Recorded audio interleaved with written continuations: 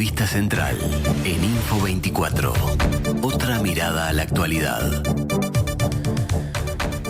Hemos estado hablando hace unos cuantos días ya de esa polémica que se instaló en nuestro país con respecto a los grafitis en algunos edificios del centro de Montevideo, de la zona del Cordón. Hay un trabajo titulado, un libro, cuando digo un trabajo en este caso me refiero a un libro, Grafitis, trazos de imaginación y espacios de encuentros.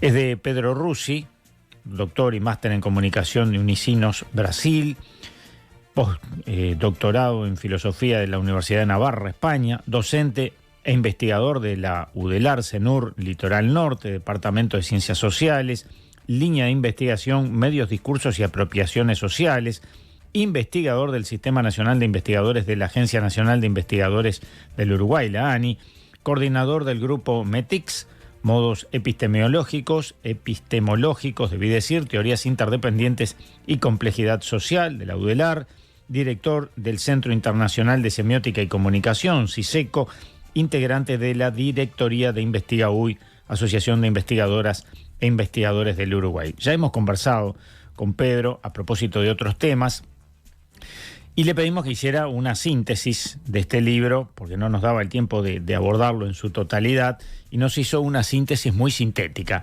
Y de la síntesis muy sintética les voy a sintetizar algo que él nos dice y que dice en el libro también, que hace un tiempo, leyendo un libro en conmemoración de los 100 años del nacimiento del cronopio Julio Cortázar, encontré, dice, una forma de expresar el sentido de este libro que aquí escribo y comparto como forma de estar caminando en el mar de actos de sentido denominados graffiti. Aquel cronopio, en la introducción de su libro, hacía alusión a una característica. El libro sería despeinado. Un libro despeinado porque no tenía un orden explícitamente lineal, pensado como libro en sí, sino que era un tejido de diferentes momentos e interferencias sobre algo. De forma evidente, dice Pedro, quiero apropiarme de ese sentido, el de despeinado, para entender, luego de haber escrito este libro, que es la forma más ajustada de comprender lo que son mis palabras sobre los graffiti. Y hay una de las tantas reseñas, dice, el graffiti como intervención es una propuesta de comunicación, es decir, de relaciones sociales semióticas, al establecerse en la interacción con los signos. Constituye una cultura, significaciones de ser y estar en algún espacio que nos presenta y representa. Si comprendemos este quehacer urbano de este modo, ¿por qué no pensar los grafitis como una forma de educación sobre cómo tomar y reconfigurar los espacios de ese entorno denominado ciudad? Ahora bien, este libro no se propone ser moralista, no se basa en juicios de valor, se trata de todo lo contrario. El objetivo de Graffiti, trazos de imaginación y espacios de encuentros, es formular cuestiones que den pie a otras formas de conocer. No está enfocado a diagnosticar enfermedades juveniles ni tampoco sociales. Pedro, bienvenido. Gracias por compartir este rato aquí en Info 24. Hola, bueno, muchísimas gracias. Un buen día, Álvaro. Muchísimas gracias también por el momento y a todas y a todos también que vienen acompañando y venimos acompañando este momento de la mañana siempre reconfortante. Así que bueno, muchísimas gracias. Bueno, gracias a ti. Qué librazo, ¿eh?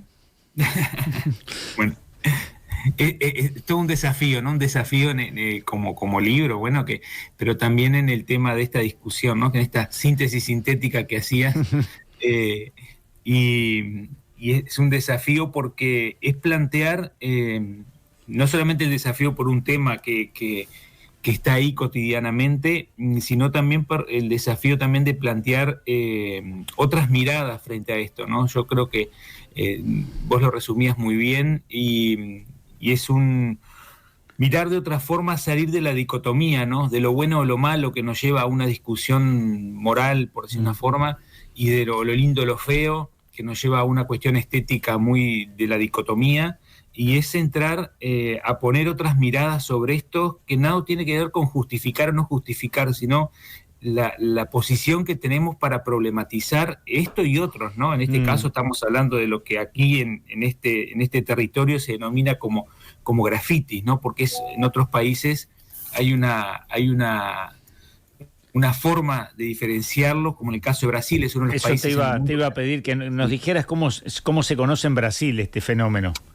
Porque en el caso de Brasil es el país, uno de los países que hace una diferenciación muy, muy fuerte, tanto por parte de quien practica el graffiti, o cómo hace la diferencia. Brasil se hace la diferencia entre graffiti, ¿no? Y pillação, ¿no? Algunos le escriben con X, otros con CH, ahí depende, pero es pillação y graffiti. Y ahí hay una diferencia, que el graffiti estaría más en el área de lo que se denomina el arte o el dibujo, ¿no? O ¿no?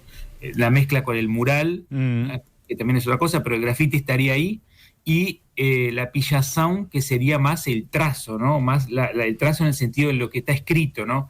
Lo que una frase o una firma o una mancha o algo. Entonces hay una diferenciación entre el graffiti y pillação.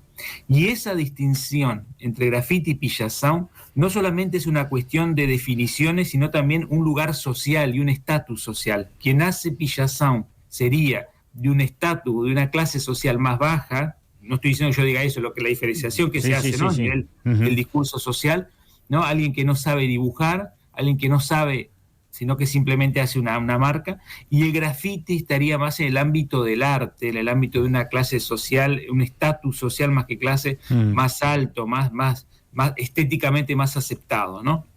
En el libro, quiero contarle a la audiencia, hay fotos que tú has tomado, las fotos son todas te pertenecen, y arranca con una, que esa no recuerdo si dice de dónde es, porque todas dicen dónde fueron tomadas, esta no recuerdo, donde hay una ventana, allí una ventana real, y el graffiti es una patineta como apoyada en la pared, tres pinturas, tres aerosoles, y quien supuestamente es el dueño de esos insumos, trepando por la pared tratando de llegar a la ventana. Es una pequeña obra de arte esto. No sé si está bien decir pequeña. Eso entraría. Esa foto es una foto muy emblemática para mí. Es una foto en Montevideo, en la Rambla. Esa casa ya no está más. Ahora la Piqueta Fatal del Progreso puso un edificio ahí. Es una casa, y yo pude sacar esa foto sin querer, tiempo antes de que el 2014, tiempo antes que después se destruyera. Ahora siempre paso por ahí, hay un edificio, ¿no? Y siempre tengo como esa nostalgia, pero una nostalgia urbana, como que dice. Claro. Y me acuerdo siempre, y ese graffiti marcó ese lugar. O sea, a ver, para que se entienda, eso es lo que sería lo que nosotros le denominamos acá como un graffiti. Eso sería lo que en Brasil se denomina como pillação. Ahí está. No entraría en el ámbito del dibujo. Ese trazo. Y eso es interesante porque ese espacio, y ahí que está lo interesante vamos a llamar ahora de graffiti, porque estamos acá, claro, ¿no? Claro, sí. Porque ahí hay una cuestión de un concepto de domesticación que yo hablo, que es decir, el graffiti, ¿no? El dibujo lindo, se manda para el museo porque se intenta domesticar. Entonces empezamos a decirle que eso es arte. Ahí pasa lo que pasó con Jean Basquiat, ¿no? Entonces, ¿no? Que se termina suicidando porque entra en este circuito y en este mercado. Pero volviendo al tema, este lugar, ese espacio, si nosotros le sacamos ese graffiti, no le prestamos atención. Cuando algo es marcado, es agregado un signo. Mucha gente pasó por los edificios que están ahí en la ciudad y no tiene nada, pero cuando uno pasa por un lugar donde tiene una marca, ese lugar pasa a formar parte de nuestro circuito. O sea, crea un signo donde ese espacio se reconfigura, se resignifica. Entonces, por eso estas marcas nos ponen desafíos, ¿no? en la normalidad cotidiana, y los espacios empiezan a reconfigurarse, a resignificarse. Entonces, este espacio, esta casa que está ahí, que esta foto interesante que vos la tomaste, fue una foto para mí muy, muy, muy, muy significativa. Ese rincón que está ahí pasó desapercibido, ya no está más no está más en el sentido físico, pero sí está en esta construcción, ¿no? urbana que pasó. Entonces, eso es una cuestión interesante, porque los espacios empiezan a cobrar y a tener otro sentido cuando tienen estas intervenciones. Uh-huh. Entonces, más allá de que me guste o no me guste, no estoy entrando en esa discusión Claro. de que Uh-huh. es como el espacio, la construcción urbana, en la construcción urbana también entran estas manifestaciones de sentido, ¿no? Uh-huh. Como, por ejemplo, voy a otra de las fotos, los restos del muro de Berlín pintados con grafitis. Eso Sí. tiene otra significación. Claro, ¿sí? Cuando el muro de Berlín, ¿no? Pintado con esos grafitis o esos mensajes, tienen o sea, todo soporte es interesante, porque a veces cuando pensamos en graffiti pensamos solamente en un muro. En un muro, claro. Claro, y yo hablo justamente del tema, cualquier cosa se puede configurar en un soporte de algo, ¿no? O sea, y ahí el graffiti junto con su soporte configuran un medio de comunicación, ¿no? Entonces, ese muro está ahí, vos decías bien, el muro de Berlín, los pedazos del muro de Berlín, se resignifican, o sea, ya deja de ser muro y pasa a ser un soporte. Claro, sí, y deja de ser algo divisorio para ser algo que está uniendo. Claro, entonces hay una cuestión de fronteras ahí también, que se pasan tanto frontera en ese sentido como frontera en lo vertical, ¿no? Claro, o sea, estos grafitis, ¿no? Estas marcas que nos hacen en lo vertical, ¿no? En edificios, los que hemos visto en varios lugares del mundo, ¿no? Nos sacan de la mirada. Hay un desafío en la mirada, porque de mirar horizontalmente nos llevan a mirar verticalmente. Y ahí hay una cuestión de lo alto y lo bajo, ¿no? Entonces nos sacan de la normalidad y la naturalización de mirar siempre en un estado horizontal. Nos obligan a mirar nos obligan a hacer un movimiento hasta físico para poder mirarlos, ¿no? Cuando son pintados allá arriba. Claro. Y eso incomoda porque nos sacan del lugar común, de la zona de confort, de cómo vamos caminando en la ciudad. Nos agregan la exigencia de mirar de otra forma. Y por ejemplo, las pinturas de Galino, ¿no? Que son tan frecuentes aquí en Montevideo, retratando distintas personalidades de la vida de nuestro país y no solo en nuestro país. ¿Eso se considera graffiti también? Las pinturas no te entendí al inicio, Álvaro. De Galino Art. Sí. Ahí hay un tema en lo personal, ahí hay gente que lo va a denominar como graffiti, hay gente que lo va a denominar como mural, ¿no? O sea, cuando empieza ya a tener una serie, pero ya claro. Yo en lo personal, para mí toda cosa, todo acto, cuando digo cosa no lo digo despectivamente, sino cosa como elemento, como fenómeno. Todo acto que pasa a tener un permiso para realizarlo deja de ser graffiti. Ahí está. Todo acto que no tiene la espontaneidad, por ejemplo, si yo pongo una pared y digo, puede grafitear aquí, deja de ser graffiti, pasa a ser otra cosa. Pasa claro lo que yo denomino la domesticación. Ahí está. Por eso, y cuidado que acá entra una cuestión de mercado muy fuerte, ¿no? Por eso el mercado de graffiti, decir, bueno, hay gente que paga mucho dinero para que se haga graffiti, ¿no? En Brasil, ¿no? Cuando se pintó en la Copa del Mundo, creo que fue la de Brasil, la selección brasilera, el avión de ellos era todo un graffiti de dos grafiteros muy conocidos, pero que ya están en la industria del graffiti. Claro. Entonces, cuando uno va hablando también con otros grafiteros, van diciendo, bueno, pero eso ya es otra cosa, ¿no? O sea, cuando alguien, una pared dice, puede grafitear aquí, deja de ser graffiti, pasa a ser otra cosa, pasa a ser lo que yo denomino el acto de la domesticación, ¿no? O el acto de el control del espacio. El graffiti por su acción, no precisa el lugar que sea controlado. Y aquí hay una cuestión interesante. Siempre decimos los primeros grafitis fueron, ¿no?, las pinturas de Altamira, ¿no?, o las cavernas, ¿no? Eso no son grafitis porque eran parte de un ritual oficial, eran parte de un permitido. Claro. Eso pasa a ser otra cosa, ¿no?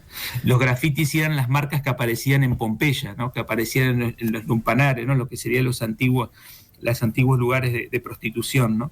Entonces, ahí sí aparecían expresiones espontáneas, para irnos un poco, ¿no? Pero cuando esto de las pinturas en las cavernas, que se dicen los primeros grafitis, sí, podemos decir en un sentido muy común, pero cuando vamos a analizar, eran parte del ritual, eran parte de lo permitido, eran parte de lo oficial de esa comunidad. Entonces, Claro. Eso es una distinción interesante, ¿no? No podemos controlar, porque si lo controlamos deja de ser. Exactamente. Y yo quiero contarle a la audiencia que te devolvía en estos días una de tus fotos del libro de tu paisandú querido. Sí. Un muro blanco que dice pared blanca, pueblo mudo. Pared blanca igual pueblo mudo. Es todo un mensaje. Sí, justamente sí, en el sentido de lo que tú estás diciendo, ¿no? Claro, es eso, ¿no? Digo, porque aquí lo que hay una tensión, esa frase que lo conversábamos justamente y me lo compartía, es una frase muy fuerte, en el sentido muy intensa, porque se da en el caso de Uruguay en un tiempo, ¿no? En el tiempo de la dictadura, y en otros países, pero tomamos Argentina, Chile, pero tomamos acá Uruguay, ¿no? Para tomar nuestro entorno. En la época de dictadura la pared era justamente el lugar donde se manifestaba esto, ¿no? Por eso pared blanca. La imprenta de los pobres, decía Galeano. Claro, justamente, ¿no? Justamente. Y esto es interesante porque cuando, en la época de Hernán Cortés, cuando él se quiso quedar con el oro, le grafitearon la pared donde él vivía, yo lo relato ahí en el libro, grafitearon la pared donde él estaba y le decían que le dé parte del oro que era de ellos también, no era solamente de él, ¿no? Entonces, pero volviendo a esto de la pared muda, porque justamente son espacios de expresión, ¿no? Son espacios donde algo se expresa, algo grita, algo se manifiesta, ¿no? Entonces, cuando eso no se puede manifestar, cuando eso no se puede decir, cuando eso no puede entrar en el circuito de sentido de una sociedad, es porque estamos enmudeciendo algo. Algo nos están diciendo estas marcas. Claro. Puede gustar, puede estar lindo, puede estar feo, eso es otra discusión, pero algo nos están diciendo. Si nosotros, no solamente como personas que estamos en el cotidiano, sino también los que estamos analizando, los que estamos tal vez en el ámbito de la investigación de lo académico, nos quedamos con las dicotomías de lindo, feo, permitido, no permitido, intentamos dar un juicio moral sobre esto, nos perdemos la oportunidad de entender el tejido social. El tejido social es algo más de lo que nos guste o no nos guste. El tejido social es del cual hacemos parte y en el cual convivimos con esto. Nos puede gustar o no gustar. A mí hay cosas que no me gustan y cosas que me gustan. Pero más allá de eso... Cada uno de nosotros tiene... han llegado mensajes en ese sentido, ¿no? Lo de la pertinencia o no de algunos grafitis o de algunos muros grafiteados, ¿no? Como por ejemplo el instituto que está allí en la Graciada, bueno, del Instituto de Formación Docente, que cuando fue pintado fue inmediatamente grafiteado. Bueno, eso generó toda una polémica también en su momento.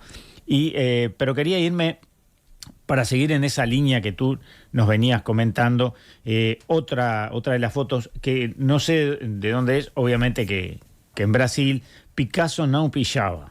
Ahí está, sí. Y esa foto es ahí hay justamente esto es lo que yo digo de esta búsqueda de domesticación y esta búsqueda de darle un sentido de lo artístico, no artístico. Justamente por esta diferencia creo que es, en ese está escrito con X, ¿no? Eso que tú decías, la diferencia entre graffiti y pillação. Cuando yo digo que Picasso no pillaba, estoy diciendo Picasso no hacía estas cosas feas que es la pillação. Picasso era un artista. Entonces lo salvo a Picasso, ¿no? De este lugar del estatus menor, ¿no? Entonces eso fue un movimiento que fue de cierta forma para decir, bueno, no lo que hoy llamamos aquí los grafitis no son vandalismo, pero al mismo tiempo hay un mensaje atrás que decir, bueno, Picasso era un artista, no era como estos otros que hacen cosas raras, ¿no? Entonces, pero esa frase es un juego muy lindo porque es un juego de Picasso no pillaba, ¿no? Sino que Picasso era un artista, pero también el hecho de decir, bueno, no busquen no le pongan de vandalismo a esta expresión. Pero hay en eso esto que yo digo que pasa por ese tejido de ese discurso también que va dando un orden y va diciendo, bueno, Picasso, salvémoslo de este estatus bajo y coloquémoslos en un estatus del artista, ¿no? Del arte, ¿no? De lo que se tiene que poner en el museo, ¿no? Que tanto Bansky, por ejemplo, ese grafitero que anónimo, que no se conoce y que manifestó, hizo cuando vendieron una de sus pinturas, la destruyó en el medio del museo. Ese destruir en el medio del museo, Banksy, el grafitero, que tiene su dibujo conocido, ¿no? De la niña que se le va desprendiendo el globito, o de las ratas, bueno, lo pueden buscar. Y él es muy cotizado, él es muy codiciado también, y ninguna pintura de él se ha vendido, ningún trabajo de él se ha vendido. Mismo se han querido recortar paredes donde él dibuja, ¿no? Y se han querido vender y él no se han podido vender. Y se quiso vender la primera pintura, que fue esta niña con un globo, ¿no? Que él había hecho, y él hace un trabajo que en el momento que se vende la pintura, baja del cuadro, esa pintura baja de donde está, de ese enmarco donde está, en un papel, y se destruye. Esa destrucción de él, eso es un graffiti también. Mirá. Esa destrucción es un graffiti, ¿no? Porque todo graffiti tensiona el sistema de comprensión de algo, y en este caso el capital, ¿no? El capitalismo. Pedro, claro, se nos van los minutos, pero también quería hacerte una consulta, o que nos contaras, sí. Porque en un momento en el libro decís, es posible agregar al acto de convertir una pared en medio de comunicación la tipología de lo escrito, letras juntas, puntos, líneas quebradas, reiteración, la audacia del graffiti de cara al graffiti y arte es una particularidad que permite distinguir algunos contrapuntos que venimos mencionando, decís allí en el libro, sí. Y es interesante observar que los grafiteros no consideran ciertas letras. Y allí claro. Hay un par de fotos de Porto Alegre y Brasilia, con unos grafitis que son símbolos, parecen ser más que letras o números. Sí, porque ahí hay una cuestión del...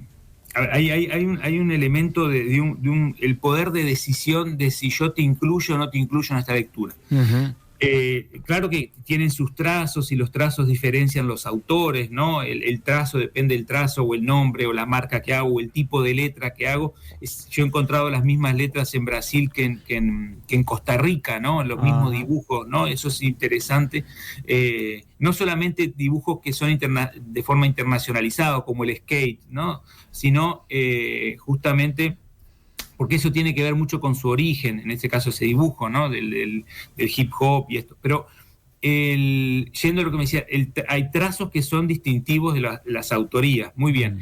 Pero también hay elementos que son parte de un juego, que es decir, bueno, yo me hago comprender con los que quiero que me comprendan.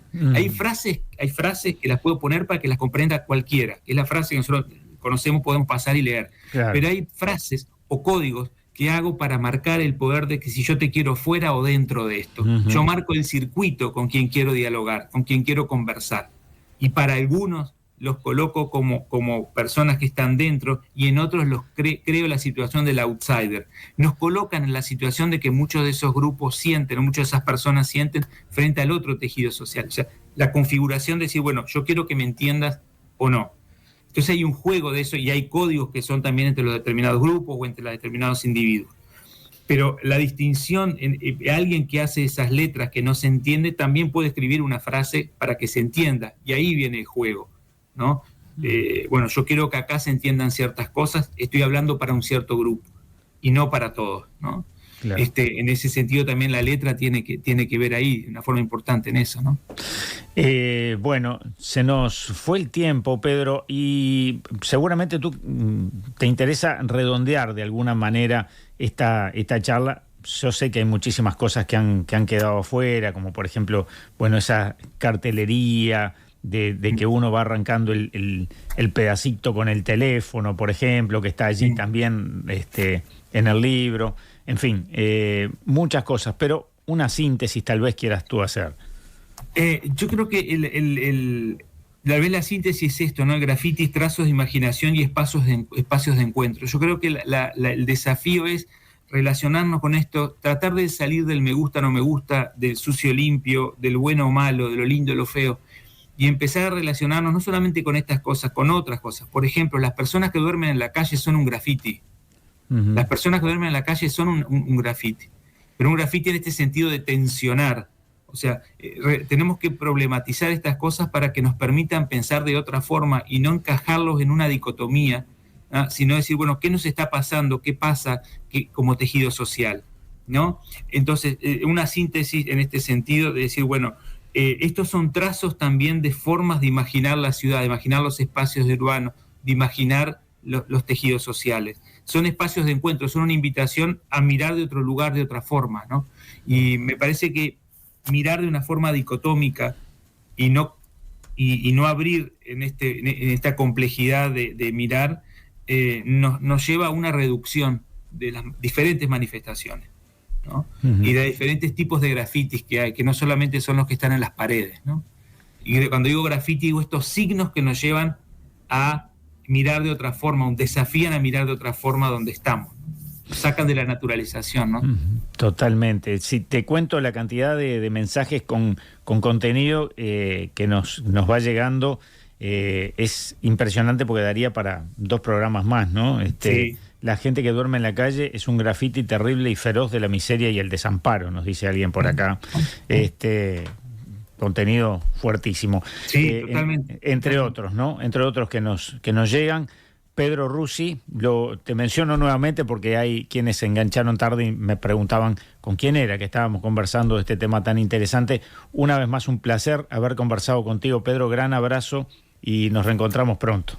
Muchísimas gracias, Álvaro. Un gran abrazo a todas y a todos y los mensajes y bueno, un abrazo, un buen fin de semana y mucha energía buena ahí de convivencia. Muchas gracias. Un abrazo.